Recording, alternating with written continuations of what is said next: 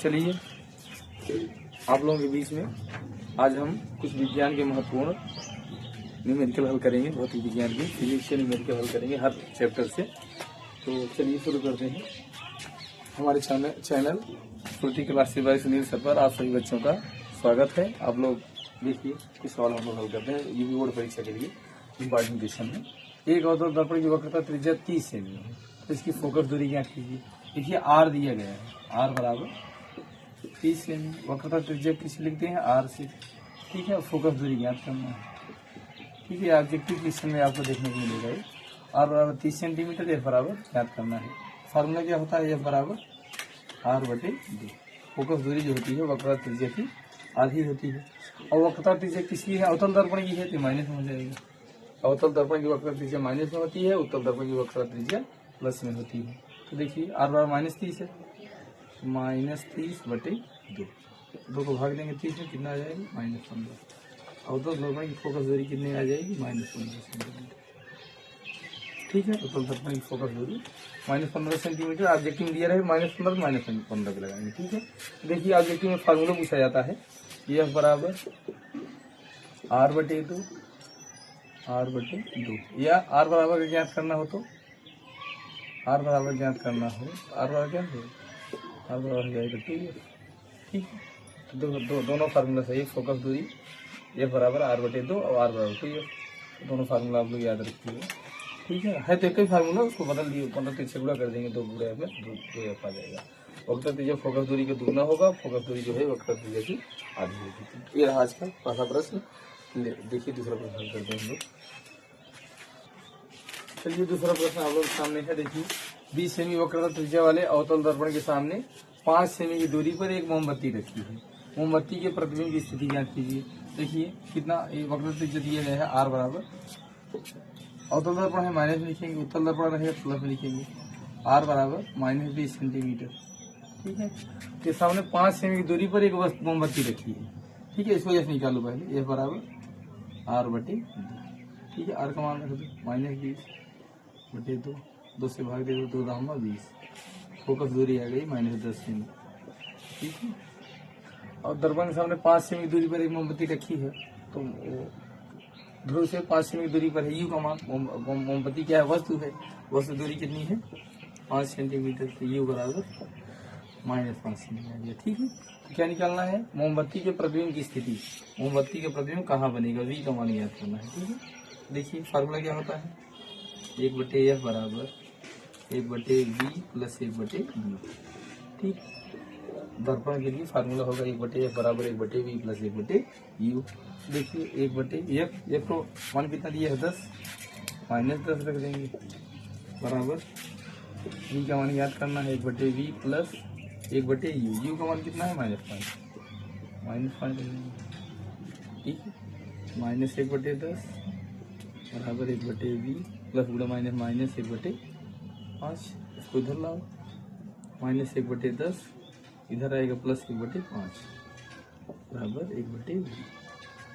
हल कर लिया जाए। देखिए एलसीएम ले लो 10 और 5 का, क्या जाएगा 10, 10 एक कम 10, 1 कम 1, -1 हो जाएगा, प्लस 5 दूना 10, 2 1 कम 2, घटा दो, 1/v बराबर आ गया, 2 से घटाएंगे 1/10, v का मान आ गया, दोनों पक्षों का व्युत्क्रम कर देंगे, v बराबर आ गया 10 सेंटीमीटर। देखिए v का मान प्लस में आ गया, अवतल दर्पण में देखो v का मान प्लस में आ गया, तो इसका मतलब प्रतिबिंब कहाँ बनेगा, प्रतिबिंब दर्पण के पीछे बनेगा, ठीक है। लिखेंगे अगर माइनस में होता दर्पण के सामने बनता, प्लस में आया है तो दर्पण के पीछे बनेगा। आता मोमबत्ती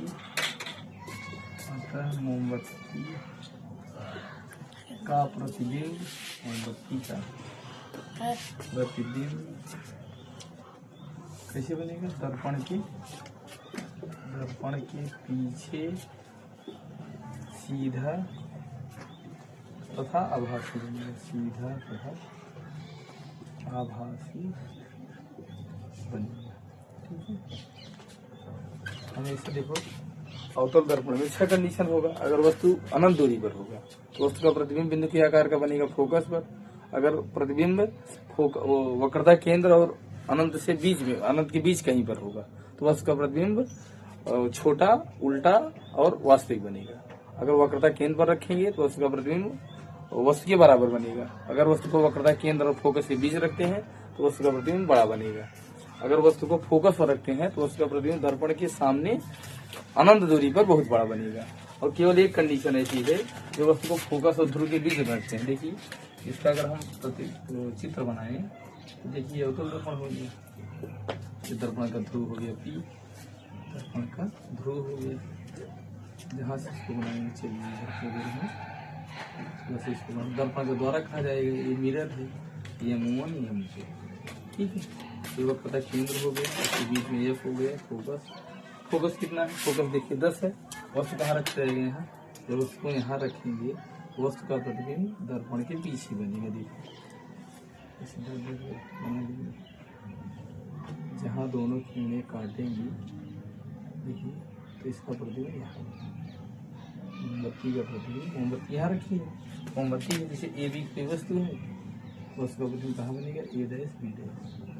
दर्पण के पीछे बना, कहाँ रखा गया है? फोकस और ध्रुव के बीच में। तो दर्पण का ध्रुव P है तो वस्तु यहाँ रखेंगे, फोकस और ध्रुव के बीच कहीं भी रखेंगे, वस्तु का प्रतिबिंब हमेशा सीधा आभासी धावक से बड़ा बनेगा। ये ऑब्जेक्टिव में पूछ सकता है यदि वस्तु का अवतल दर्पण में वस्तु का प्रतिबिंब आभासी और सीधा कब बनता है? तो वस्तु को जब फोकस और ध्रुव के बीच में रखेंगे तो वस्तु का प्रतिबिंब दर्पण के पीछे आभासी सीधा धावक से बड़ा बनेगा। और बाकी हर कंडीशन में, पांचों कंडीशन में वस्तु का प्रतिबिंब वास्तविक, उल्टा तथा दर्पण के सामने बनता है, ठीक है। ये रहा दूसरा प्रश्न। तीसरा प्रश्न लेंस वाला है। उत्तल लेंस से 30 सेमी दूर स्थित एक वस्तु का वास्तविक प्रतिबिंब 20 सेमी दूर बनता है। लेंस की फोकस दूरी क्या कीजिए? देखिए उत्तल लेंस से 30 सेमी दूर है दूरी पर स्थित एक वस्तु यू का मान, हाँ देखो यू बराबर दिया है, वस्तु कहाँ रखी है? 30 सेंटीमीटर दूर। तो वस्तु की दूरी हमेशा ऋणात्मक होगी। एक वस्तु का वास्तविक प्रतिबिंब कहाँ बनेगा? लेंस का देखिए ये लेंस है ना, तो इसका प्रतिबिंब कहाँ बनेगा? लेंस का प्रतिबिंब इसके क्या कहते हैं दाईं तरफ बनेगा। अगर वस्तु यहाँ रखी है तो क्या होगा? देखो फोकस हो जाएगी ना, मुख्य अक्ष के समांतर चलने वाली किरणें फोकस हो जाती है और ये प्रकाशीय केंद्र से की ओर से आने वाली किरणें बिना मुड़े हुए सीधे निकल जाती हैं। इसको आप लोग जानते हैं।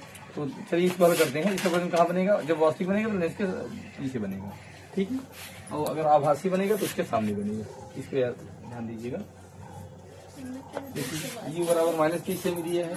एक वस्तु का वास्तविक प्रतिबिंब 20 सेमी दूर बनता है। तो जब लेंस के पीछे बनेगा तो V का मान क्या होगा? प्लस होगा। V बराबर 20 सेंटीमीटर प्लस में, ठीक है। F का मान, ठीक है। क्या फार्मूला होता है लेंस का? लेंस के लिए फार्मूला होता है 1/F बराबर 1/V माइनस 1/U। अगर यही दर्पण रहेगा तो प्लस में रहेगा और लेंस रहेगा तो माइनस का फार्मूला होगा। ध्यान दीजिएगा यहाँ गलती न हो। 1/F, V का मान कितना है? 20, 1/20 माइनस 1/U। यहाँ U का मान कितना दिया है? U का मान दिया गया है, U का मान है -30, ठीक है। 1/F बराबर 1/20 माइनस प्लस हो जाएगा ना, माइनस बुरा माइनस करेंगे प्लस 1/30। एलसीएम ले लो इसका 20 और 30 का। 1/F बराबर हो जाएगा 20 और 30 का एलसीएम 60। देखिए 20 3 60, 3 गुणे में करेंगे 3 1 कम 3 प्लस 30 दूना 60, 2 1 कम 2, ठीक है। 3 में 2 जोड़ दीजिए 5/60। इसका व्युत्पन्न कर दीजिए F बराबर 60/5। काट दीजिए 5 1 5, 5 12 में 60। F का मान कितना है? प्लस 12। मतलब पहले जो उसको क्या कहते हैं लेंस की फोकस दूरी कितनी हो जाएगी? 12 सेंटीमीटर। देखो प्लस में आ रहा है, उत्तल लेंस की फोकस दूरी प्लस में होती है, दाईं तरफ हो जाएगा, ठीक है। तो यह तीसरा प्रश्न देखिए ये बराबर 12 सेंटीमीटर आएगा, ठीक है। तीसरा प्रश्न चलिए देखिए चौथा प्रश्न। वायु के सापेक्ष कांच का अपवर्तनांक 1.5 को तो कांच के सापेक्ष वायु का अपवर्तनांक ज्ञात कीजिए। ऑब्जेक्टिव पूछा जाता है। देखिए बहुत ही सिंपल प्रश्न है। वायु के सापेक्ष कांच का अपवर्तनांक कैसे लिखेंगे इसको? ANG ना, एयर टू ग्लास, मतलब जो है प्रकाश किरणें कहाँ से? वायु से कांच में जा रही हैं, तो ANG एयर टू ग्लास कितना दिया है? 1.5 लिख दीजिए, ठीक है। तो कांच के सापेक्ष वायु का अपवर्तनांक पूछा, उल्टा मतलब कांच के सापेक्ष वायु का, कांच वाला पहले G पहले कर दीजिए, GN ज्ञात करना है, ठीक है। तो देखिए बहुत आसान प्रश्न है। ए एन जी बराबर 1.5 दिया है तो जी एन ए पूछा है, तो जी एन ए बराबर हो जाएगा, इसका उल्टा कर दो 1.5 का, क्या हो जाएगा 1/1.5। ठीक है, जी एन ए कैसे हटेगा, एक अंक बाद दशमलव हटाने के लिए 0 बढ़ा दो ऊपर, 10/15 या 10 के ऊपर नीचे गुणा कर दो तभी हट जाएगा। 5 दूनी 10, 5 तिहाई 15। देखिए जी एन ए 3 का भाग दे दो 2 में, पहले 3 का भाग देंगे 2 में, देखिए 0 बार 2 में 0 घटाएंगे 2, दशमलव बढ़ा दीजिए 0 उतार लो, 3 छंग 18, 10 में 60 गए 2, फिर भी 3 छंग 18, 10 में 60 गए 2, फिर 3 छंग 18, 6 आएगा कटेगा नहीं है। ठीक है, तो कितना आंसर आ गया 0.666। तो 2 अंक तक अगर हम लिखना चाहें इसको, जी एन ए बराबर कितना हो जाएगा 0.67। देखो वायु के सापेक्ष कांच का अपूर्णांक 1.5 दिया है, कांच के सापेक्ष वायु का अपूर्णांक 0.67। ये हो गया चौथा प्रश्न आज का। देखो पांचवा प्रश्न प्रकाश चैप्टर से ही है। देखिए वायु तथा जल में प्रकाश की चालने क्रमशः 3 × 10⁸ मीटर प्रति सेकंड तथा 2.25 × 10⁸ मीटर प्रति सेकंड है। वायु के सापेक्ष जल का अपूर्णांक ज्ञात करना है। देखो वायु प्रकाश की चाल कितनी है, वायु प्रकाश की चाल को सी से लिखेंगे, सी बराबर 3 × 10⁸ मीटर प्रति सेकंड। ठीक है, और जल में प्रकाश की चाल कितनी दिया है, जल में प्रकाश की चाल दी है 2.25 × 10⁸ इसको लिख सकते हो। जल में प्रकाश की चाल को लिखेंगे वी डब्ल्यू लिख दो, वी डब्ल्यू ना, वेलोसिटी ऑफ वाटर 2.25 × 10⁸ मीटर प्रति सेकंड। वेलोसिटी ऑफ वाटर मतलब वो जल में प्रकाश की चाल ये दिया गया है। और निकालना क्या है, वायु के सापेक्ष जल का अपूर्णांक ज्ञात करना, मतलब वायु के सापेक्ष ए एन डब्ल्यू ये ज्ञात करना है। वायु के सापेक्ष जल का अपूर्णांक ए एन डब्ल्यू ज्ञात करना है हमें। तो ये देखो लिखेंगे ए एन डब्ल्यू बराबर क्या हो जाएगा, वायु से वायु के सापेक्ष जल का अपूर्णांक दिया गया है, तो हम प्रकाश चाल ऊपर लिखेंगे। देखो सी बटे, ये ध्यान देना प्रकाश चाल ऊपर रहेगी और माध्यम की चाल नीचे रहेगी। प्रकाश चाल हमेशा ऊपर लिखेंगे, माध्यम की चाल कितनी है वी डब्ल्यू दिया गया है वी डब्ल्यू। ठीक है, तो रख दीजिए 3 × 10⁸ 3 × 10⁸ बटे वी डब्ल्यू का मान कितना है 2.25। सही से इसको देखो 2.25 × 10⁸ किसका मान है, जल में प्रकाश की चाल ना, जल में प्रकाश चाल 2.25 × 10⁸ दिया है, वायु में प्रकाश चाल और जल वायु में प्रकाश चाल 3 × 10⁸ मीटर प्रति सेकंड है।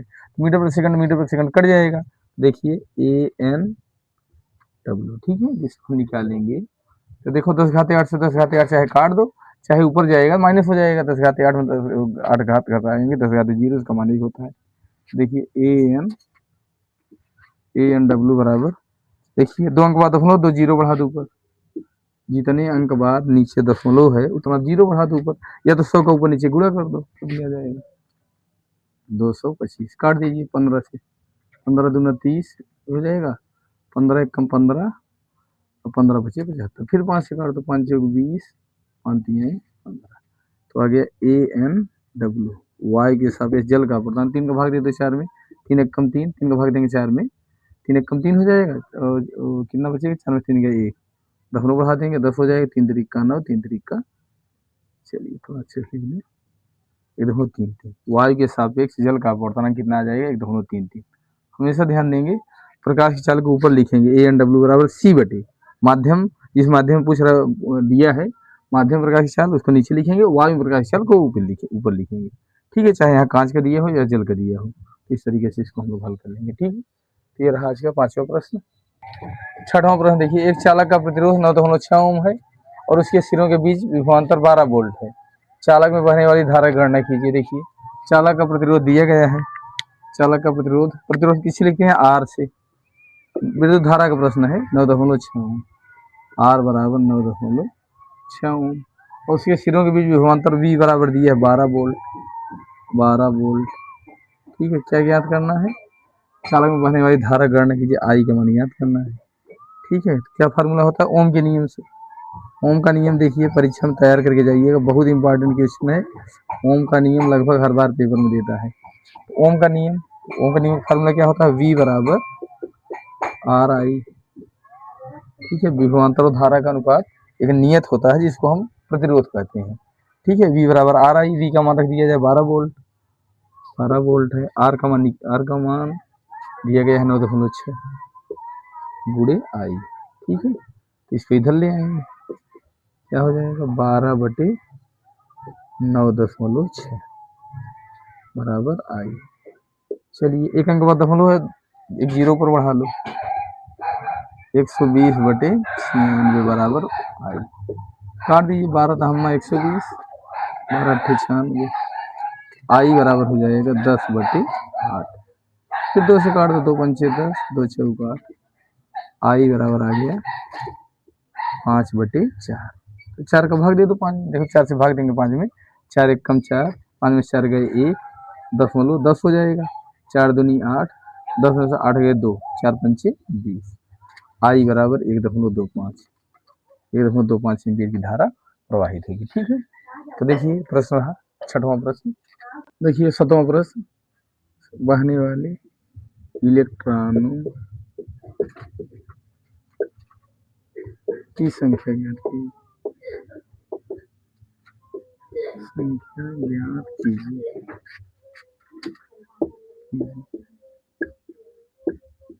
चलिए इसको हल करते हैं। देखिए एक वैद्युत चालक में 10 एम्पीयर की धारा बह रही है, चालक में प्रति सेकंड बहने वाले इलेक्ट्रॉनों की संख्या ज्ञात कीजिए। देखिए हल करते हैं इसको। 10 एम्पीयर की धारा बह रही है, आई बराबर दिया गया है, कितना एम्पीयर 10 एम्पीयर, 10 एम्पीयर है।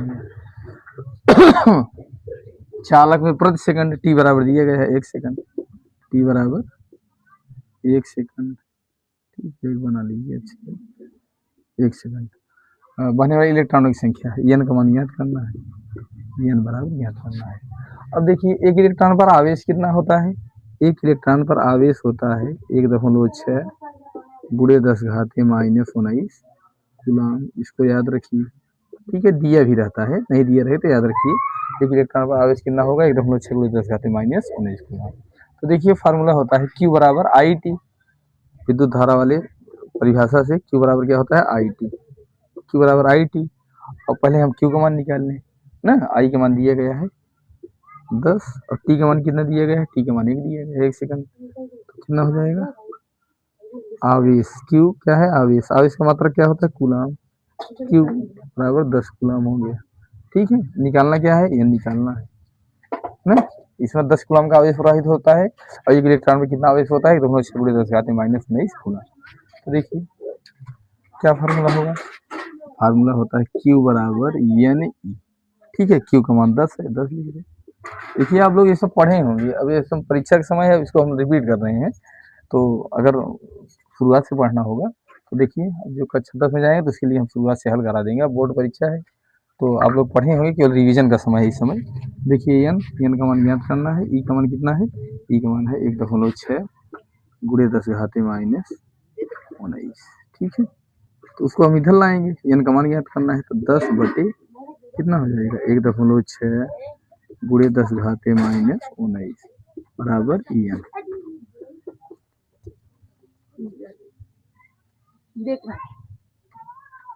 एन बराबर देखो एक अंक बाद हम लोग 0 बढ़ा दो, 100/16 गुणे 10⁻⁻19। ठीक है, एक अंक बाद हम लोग 0 बढ़ा दिया जाए। देखो कैलकुलेशन सही होना चाहिए, कैलकुलेशन नहीं कर पाएंगे तो सब बेकार है, कोई मतलब नहीं निकलेगा। देखिए काट दो, 4 दूनी 8, 10 60 गए तो 20 हो जाएगा, 4×5 20 और 4 चौक 16। कितना आ गया इधर 25/4 गुणे 10⁻⁻19 नीचे है, इसको ऊपर ले चलेंगे 10⁻19 प्लस हो जाएगा, घातांक के नियम से नीचे माइनस है तो बढ़ जाएगा प्लस हो जाएगा।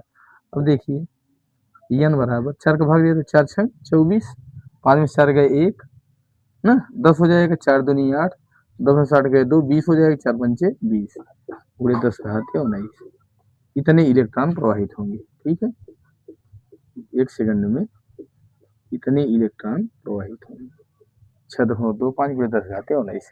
देखिए भाग दे लिया करो, ठीक है, भाग देना, अगर गलती की संभावना रहे तो भाग ऐसे दे लिया करो। 4 6 24, 1 मिनट 25 है, 4 6 24, 5 में 4 गए 1, दोनों बढ़ाओ 0 उतारो, 4 दूनी 8, 10 में 60 गए 2, 20, 4×5 20 अब ये सब चीजें तो आप लोग कक्षा 4 5 में दफन जोड़ घटाना गुणा भाग बताया जाता है, तो इतना तो आना ही चाहिए। 4 का भाग दे दीजिए, 25 में कितना आएगा, 6.25 गुणे 10 घात में होना ही चाहिए।